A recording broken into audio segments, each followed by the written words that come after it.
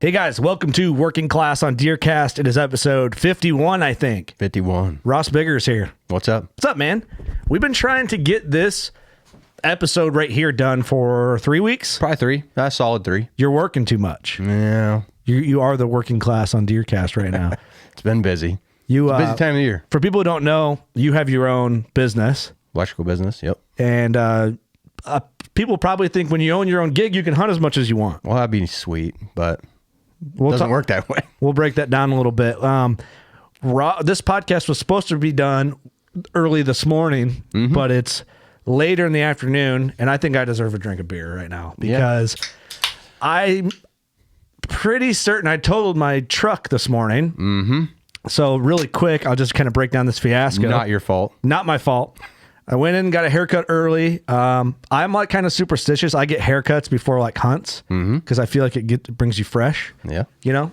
So I get a haircut. I'm coming back to come to the studio to finish my workday or get my workday started. I'm sitting at a light. I got a green light. I'm getting ready to turn left, and I'm kind of I haven't even really moved yet. I'm still just parked there. This truck comes. Here comes a semi to my left. Not like a semi with a trailer, but like a yard dog type semi. There's a big company in the Quad City area that does like shipping and stuff for John Deere. It was one of their trucks, and I look over. I'm like, that thing's not stopping.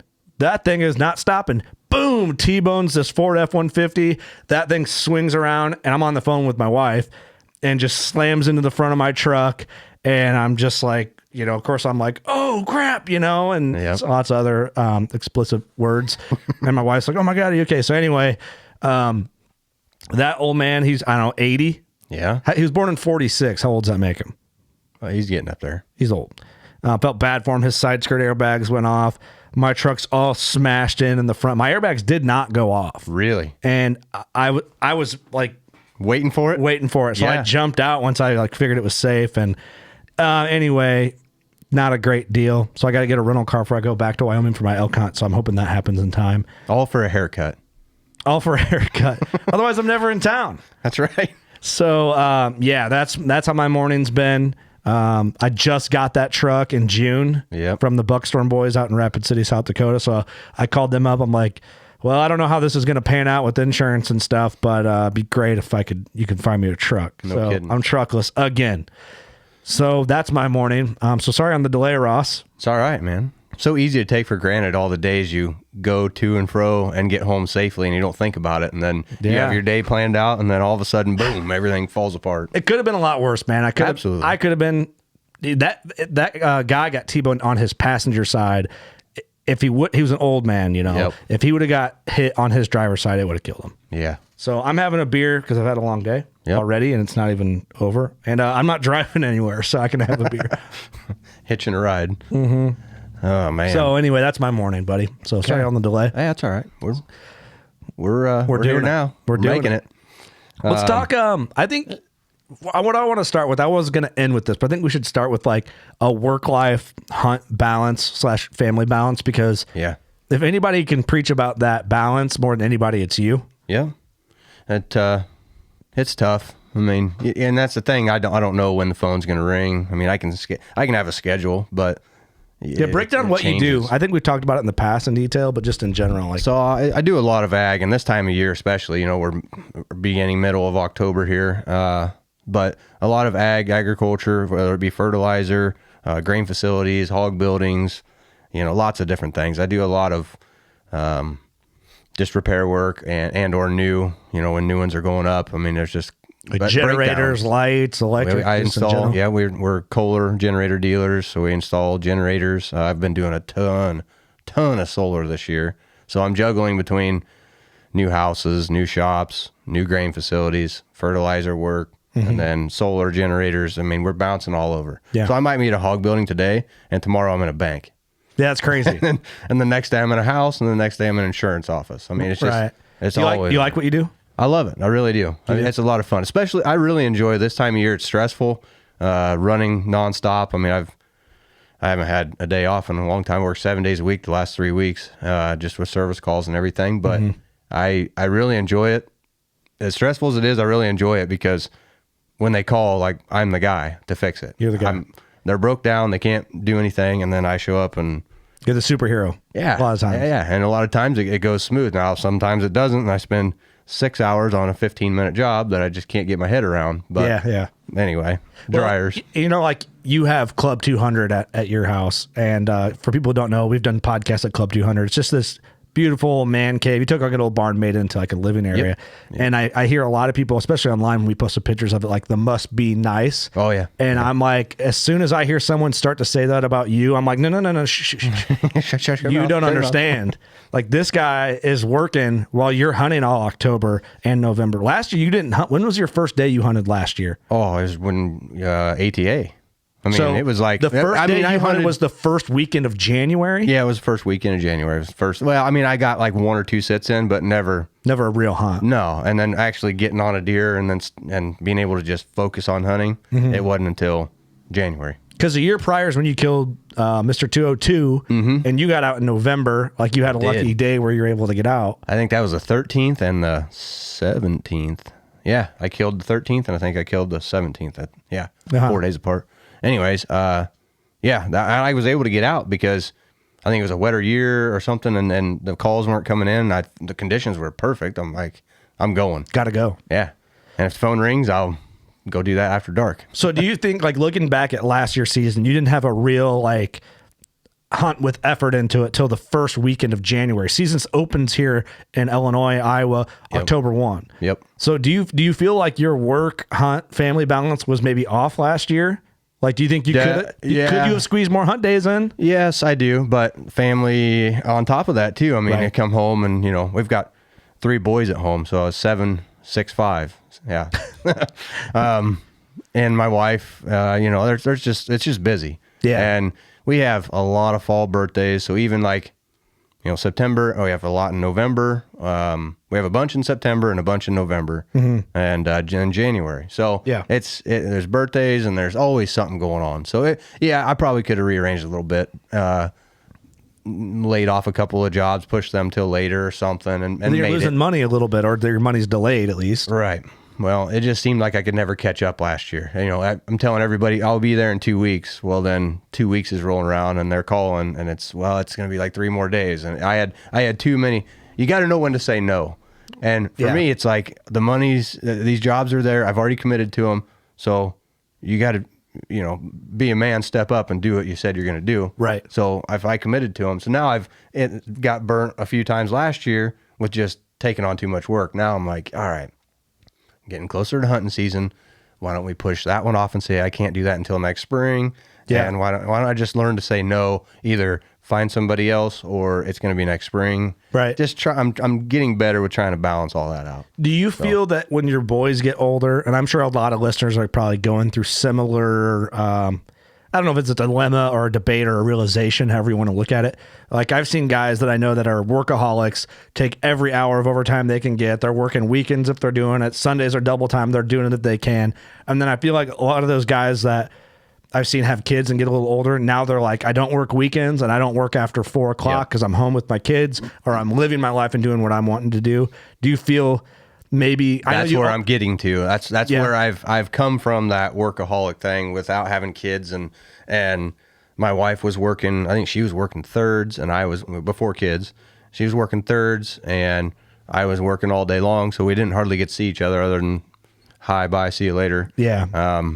And I just worked as much as I could because I have goals, and I always say that you got to have goals, whether materialistic things or whatever it is. You got to have goals, whether it's you want a nicer house or you want to put a porch on the back of the house or you want to build a shed or whatever. Just for me, it's always been, I'd like to have nice things, but I got to work to have those nice things. So just work. Yeah. And now, like you just said, basically it's getting to the point now where it's like, all right, I come in the door, when I pull in the driveway, I got all 3 boys running down the driveway next to the truck. Wanting to ride dirt bikes and bikes. And yeah. Let's get the dirt bikes. Can we ride tonight?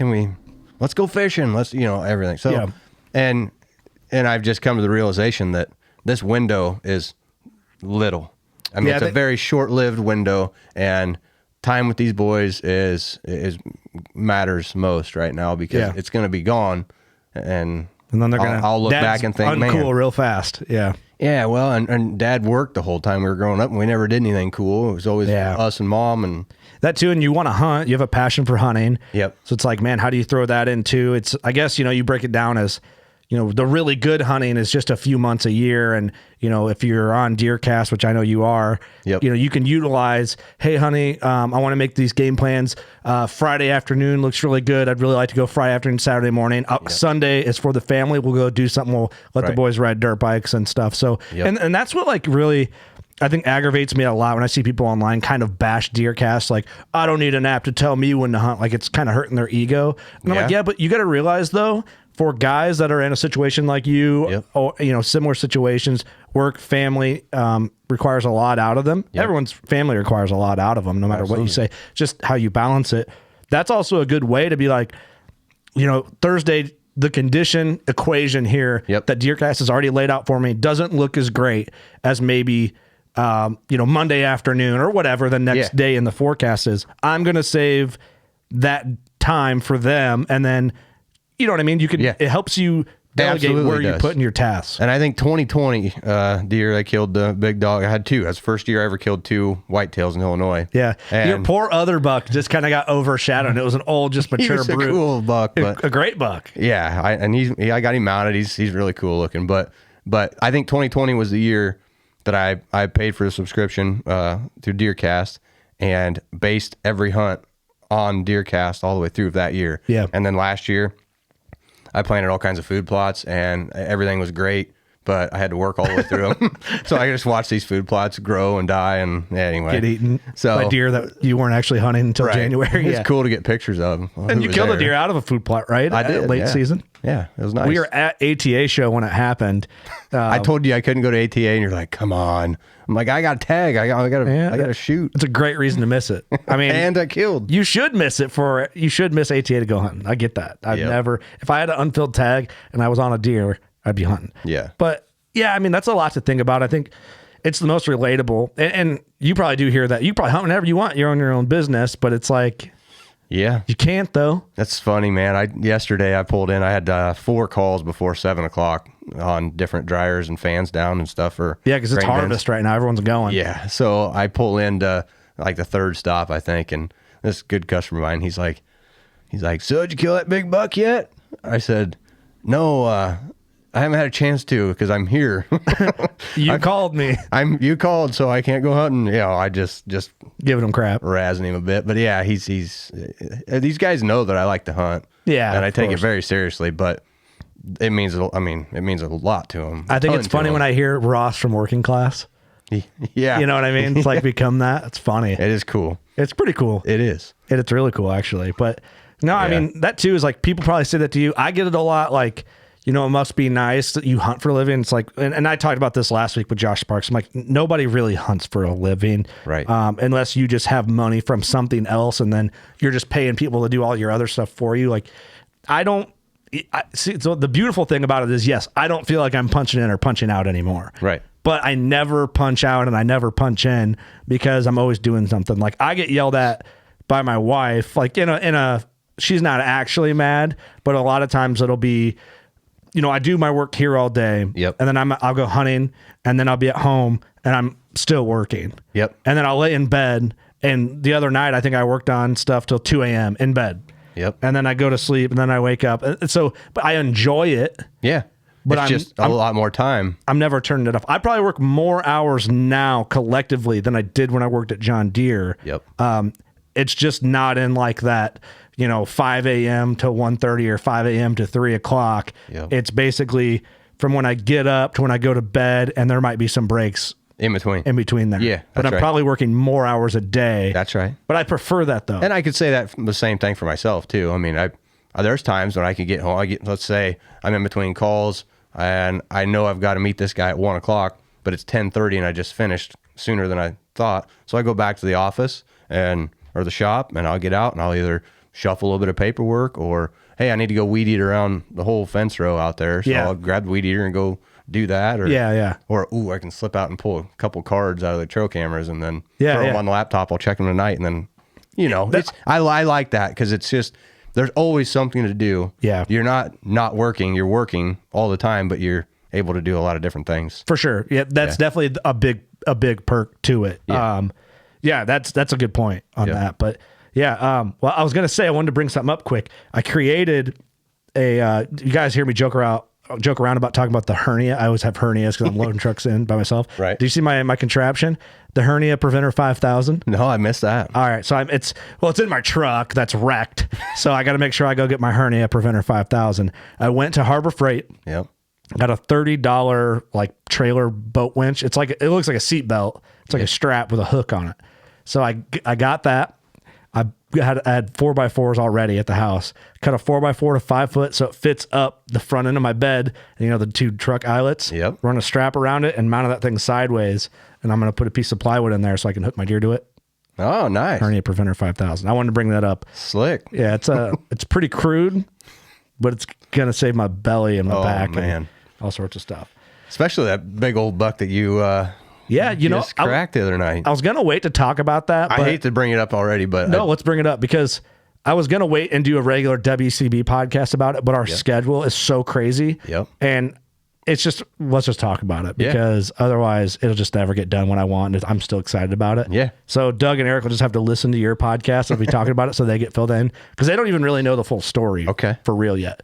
Well, actually, so it was the 8th of October. Yep. If you guys were on Deercast looking at that first basically full weekend cold front coming into October, which is amazing. Yep. And Lee and I just did some videos like any cold front in October, a good cold front is like worth getting after, Absolutely. So you kind of just throw that October lull out the window just a little bit. Yeah, deer moving. When deer were on their feet, cameras were hitting, and yeah, it was money. So I went out the 8th, the morning, which is rare to hunt mornings, but I'm like, I got to go in the morning with this cold front, And I was hunted my Sam and I, our personal farm, and I killed a doe.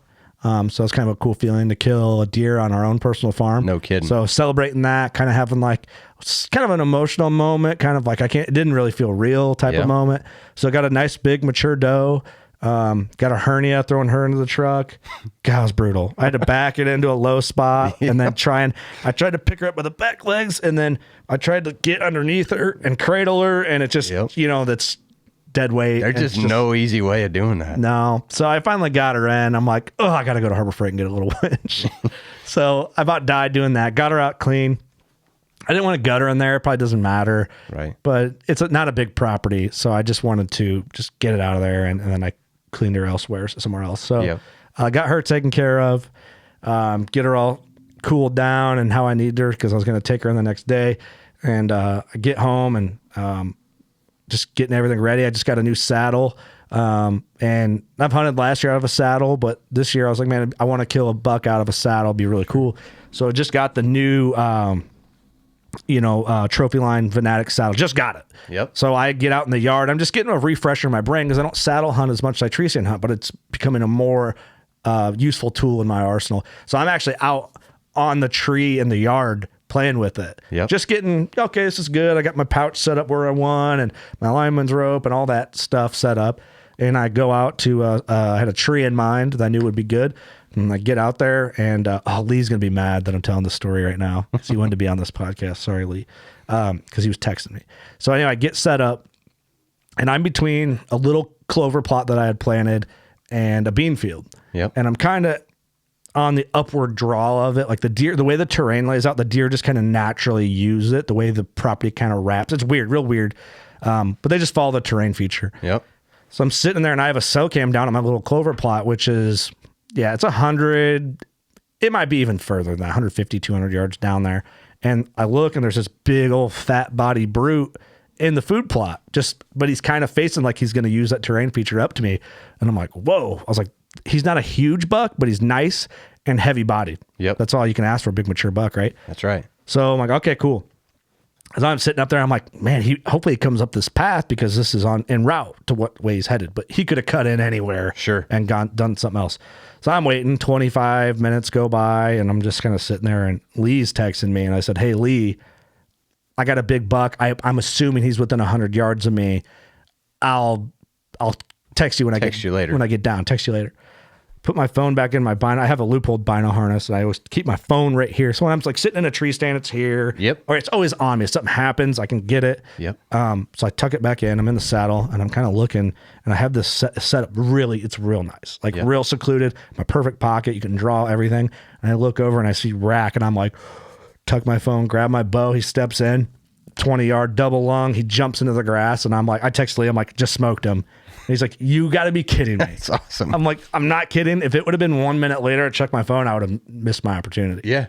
So I send this trail cam picture to the boys. I'm like, what do you think of this deer? Everyone's like, damn, that's an old buck. That's cool. And I'm like, well, he's dead. So we're going to go get him. So anyway, gave him a little bit of time, went and recovered him. Just this big old, the buck went 135 with almost 6-inch bases. Yep. Not a tine over 8 inches. Dang. And I bet you I would put money he's like 300-pound live weight. Oh, yeah. From the pictures, man, he's huge. Brute. I'd say 28 to 30-inch neck, just big old neck. Yep. And I roll him over, and one of his testicles is as big as a grapefruit. Bigger than a grapefruit. Jeez. If you grabbed a grapefruit that big, you'd be like, this is a really huge grapefruit. Like, it was melon size. Jeez. Like mushmelon or whatever they call it. Yeah. It was that size. And it was one of them, not both of them, just one of them. Just one. And I'm like, what is going on? So, and this buck, he was almost looked like he was like full of fluid. He was so like just bulky. And so I didn't know if he had like a thyroid issue, right, or a cancer of some kind, or an injury, and he was just fighting this infection. So when you skinned him out, was he? So I did like an autopsy kind of, or a biopsy, I guess probably a little both. So I gutted him like normal, you know, how you would. It was a little weird cutting around the family jewels because I didn't know if it was hard or full of fluid, and I just was scared, to be honest. So I cleaned that up, set that aside. I'm coming back to that. So I go through and we look at his organ. Like his stomach had like the outer layer of his stomach seemed very thick and weird colored, and it had like mushroom like nodules all over it. Really? Part of his big intestine was like that big, probably like a run about this long, probably for people listening, 10, 12 inches. Yeah. Maybe 6, 8 inches round, just enlarged in a certain spot. His liver seemed, and I don't know if it's because this buck was so old and so mature and old, right, but his liver seemed about twice the size as a normal liver that I recall seeing. His heart was normal. So he had something going on. He just like didn't just jump a barbed wire fence and like maybe snag one of the I don't know. jewels. I wonder if he got smoked by a car. Well, that's true. And caused internal damage, maybe a hernia from that, or a fighting injury that he took to the gut that caused, I don't know. So I've never seen anything like it though, that's for sure. So this might be disturbing to some people, but I grabbed the testicle. I had to know what was going on. Right. So cautiously, we cut it open. With a pair of goggles on. Pair of goggles. I was doing the look away and cut. This thing, I'm not kidding. I'll show you a picture. And I won't post these, but I did it for this type of scenario. Yep. I took a picture of... Well, you don't ever see anything like that, so this is pretty wild. And I don't know. I don't really want to show this on video, really. Yeah. But I'll show you. That's one testicle. Yeah, that's a monster. Yeah. So I took a picture of one testicle next to its heart. Yeah, way bigger. Twice as big as its heart. So when we cut it open, it was like waxy tallow. It was like belly fat. When you cut open a chest of a deer, that layer of fat, it was like full of that. That's like what the whole thing was. Gee whiz. And like part of it was like webbed, almost like, caul fat from the stomach. Yep. When you pull it open, it's got like the white webbing in it. It looks like someone balled that up and crammed it in there. I'll be dang. No, that's wild, man. I don't know. So never seen anything like it. Me either. I'm pumped with the deer, so I'm Euro mounting him, and I'm saving the cape for the Geyer buck shoulder mount replica. That's awesome. So Old Barn's going to do that up for us. That's cool. I needed a cape, a big old buck cape. Yeah. And this one's perfect. It's a perfect one for it. Yeah. Yeah. And he'll look great as a Euro, Absolutely. So I'm going to have him aged. I'm guessing, and I don't know, the neighbor ended up finding a picture. He sent it to me 2 years ago, you could still see the mass. Really? And he looked like he was 5 2 years ago. Jeez. I'm guessing 7 to 9 without actually knowing. Yep. But just an old brood. But basically, like same size rack, just year after year. Yeah, pretty much same, just little different configuration. He but peaked and then he just plateaued out. Gotcha. Yeah. Well, that's awesome. Yeah, great buck to kill. Great deer to kill. And that makes you wonder, like, what was he the boss? Was he the bully? Was he the who's going to take his spot? Was he just there hanging out and didn't really care? I don't know. I mean, you've had him on camera though. And this year I have, but I didn't realize it. Okay. I went back and I was like, oh, I've been really sloppy with my picture organization this year. I can agree. For myself, same way, but it's easy to blow past them. But then you always come back to after the deer's on the ground, then it's like, okay, now I need to go back through all my pictures and see if I just wasn't paying attention or what. And I looked 2 years ago, and I got to look closer and go through. I try to keep them in folders for the year, like, this spot this year, this spot this year. And I looked and I got to just look closer. I was kind of on my phone quick. I need to take time on like a computer and scroll and see. That's right. But I don't know. I'm really curious, but I'm pumped with them, man. First saddle buck. Yeah. To kill one on October the 8th, the same day I killed a doe. Yep. I'm a happy man. Absolutely. I'm glad I killed one then because my truck's gone and I can't really go hunting on my own merit. That sucks. Well, I think everything worked out really good. You played that front just right. I mean, deer cast was on fire. Deer cast, deer cast was the reason I hunted hard that weekend. Yep. Without a doubt. Yep. Without a doubt. I was taking family pictures with my wife and kids and family camping. Hey, family balance, man. I'm like, wow, it would be a nice night to be in a tree. But now, like from here on, mid-October to mid-November, you're going to cut some time. I didn't know that cold front was coming when we scheduled those like a month and a half, 2 months ago. Right. I wish I could have seen it coming. My wife's like, so what do you think, like October the 8th? I'm like, yeah, I'll want to hunt like beginning of October. Yeah, that's fine. 8th's good. Yeah, there's nothing going on. No idea there's a cold front coming in. But it's a rare thing, dude. I mean, I know. I wouldn't have thought either. Yeah. Well, it's the earliest I've ever killed a mature whitetail. Yeah. My previous record was the 17th. Yeah. I think. 17th. I remember he was like middle. I killed my buck last year, the 21st. But that's, cold front on the 21st. That's you expect, right. But my previous record was the 17th. That's crazy. I've had some really good encounters beginning of October, still coming off that summer pattern. Yeah. But I've said that before in other podcasts, but I mean, opportunity at 3 big boys, just too far out, and I just didn't make my move quick enough. But in the first 5 days of October, there was 3 different opportunities there had I made my move. Right. But then after that, it starts kind of getting scarce, and then that's why it's easy for me to really dive in and believe the October lull just year after year. But man, these cold fronts, fire them up, man. Get some moving. Like, what did we have? Like a 20-degree drop? Yeah, it was huge. And I mean, it got down to like 31 degrees that night. Yeah. It was beautiful. It was cold. It's beautiful. I about froze to death in our camper. I bet you I even had the furnace going. I'm like, damn, I better crank that thing up more. Well, that too. And it's like they always say, like, first south after a bunch of norths. And that's what it did. It went south and it ended up being, I killed this buck on a west wind. Oh, okay. And so the trail, I was on the east side of the trail on a west wind set up for this shot. Yep. And normally their bedding is to the east of me, southeast of me, that I think is their bedding. Yep. And he came up from that direction. So nice. He was using the wind from where he was going, coming out of up, and I just happened to be on the downwind side of him. Perfect. So it was money. It was perfect. Picture perfect. Perfect setup. Just great. Yeah. Great. Dang. So, it was a good day, man. That's a great day. Yeah. So Lee didn't believe me when I texted him back. It's literally a minute. Yep. Like 1 minute. I scrolled over where it tells you your time, and I screenshot. I'm like, that's worth saving. Yep. No, he's like, no way. You're like, no, he is no longer with us. Yeah, he's gone. He's gone. He passed away, actually. So that's great. It's a great story, man. What a wonderful day. I mean, I was tickled pink, man. Full of action. Full of action. Yeah. And you didn't get a hernia on the buck though. You had some help. Yeah, so we got him cleaned up. I had to clean him where he's at, so we saved it. But after that, though, I did make the hernia 5,000.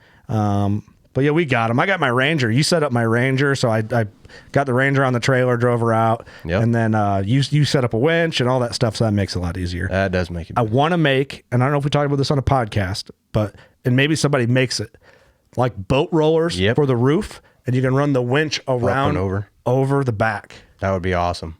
It should be pretty easy. Yeah, that wouldn't be too bad. Just need something to keep it in the tracks. I've seen guys, of course, you probably had to go down some gravel roads. I like pulling my deer sled, get the deer in it, and then put some ratchet straps on it, and then just pull it behiin the Ranger. That my deer sled takes a beating, but you have yours reinforced with sheet metal too, don't you? Your deer sled? Yeah. Well, I put aluminum. We bent aluminum to the front so you don't pull the ropes out. So we got a front, like an inside plate, an outside plate, and the ropes come through, and then we've got them all knotted and burn off and all that. But I've also seen or talked to some other guys like out west when they kill a big elk, trying to pull it with a side-by-side, and they can never get enough traction. So they've used that winch, and they'll pull the winch out, but then they run it underneath the machine to the back.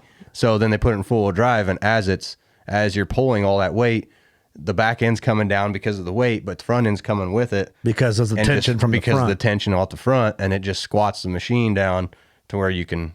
Aren't side-by-sides amazing? Oh, I love my side-by-sides. It's Mark and them guys have the tracker ones. Yeah, those look nice. They're sweet. Any side-by-side is good, but especially when you can fine-tune. There's just so many options with them. You know what I did? You put those reverse lights on me. Yeah.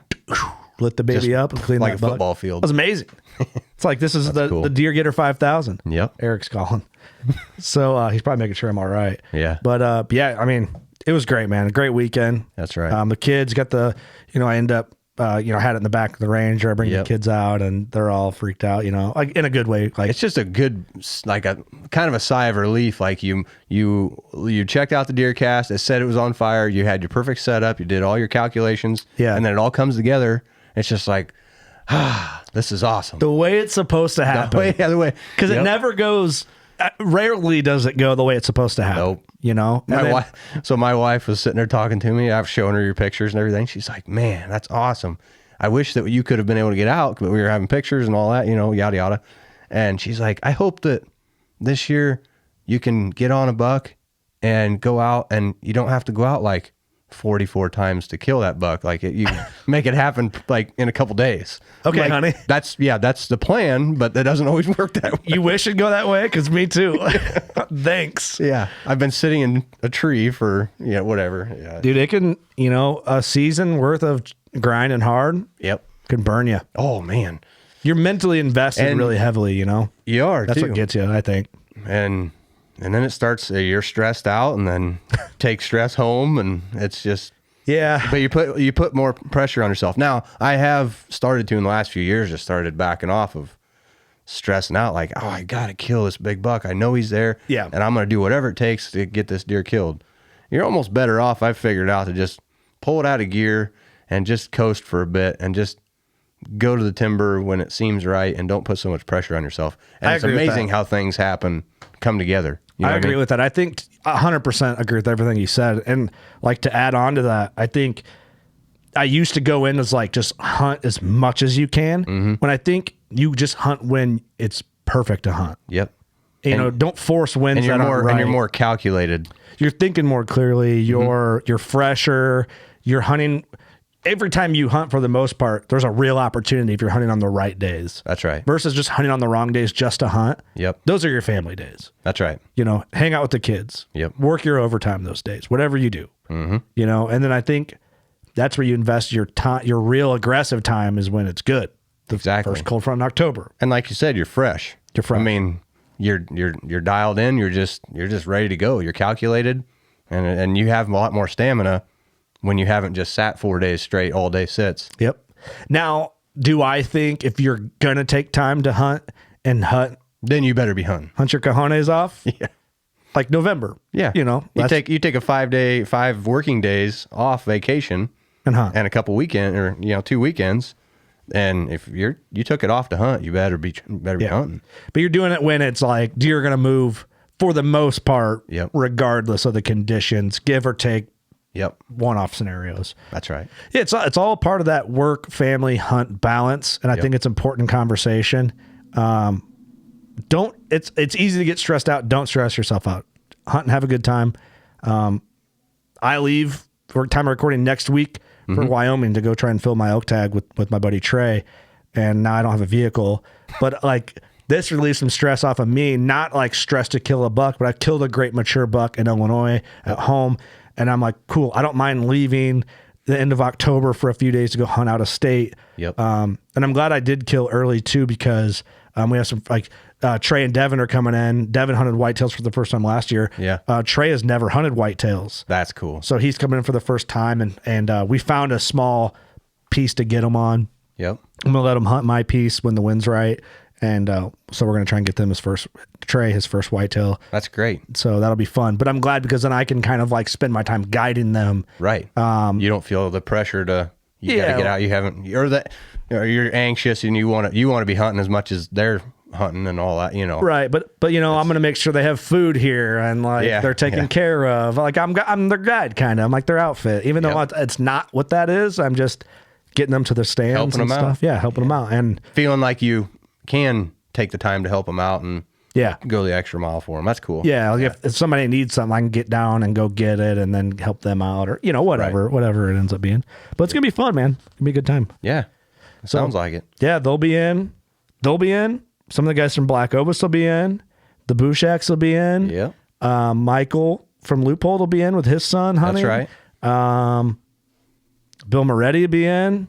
We're going to, a whole family, like in that 3-week span is all going to kind of overlap. So we're going to have a nice, there's so much to look forward to this time of year, not just being in the timber, but so much camaraderie and hunt camp type scenarios. Yeah. Everybody out there listening's probably got something in mind, whatever it is. And then everybody coming together and cooking a bunch of food and hunting together. It's just the whole thing. And talking about family and work. Now, once my kids are getting old enough, it's just going to be a big family deal. I mean, all circled and surrounding hunting. Yep. So I just all around, it's just a good deal. And, and they're starting to get old enough now where, they have their little bows in the yard and they're shooting and, we're getting the idea that we watch big buck movies and, we'll have to do that, man. We'll have to plan like October, November, December.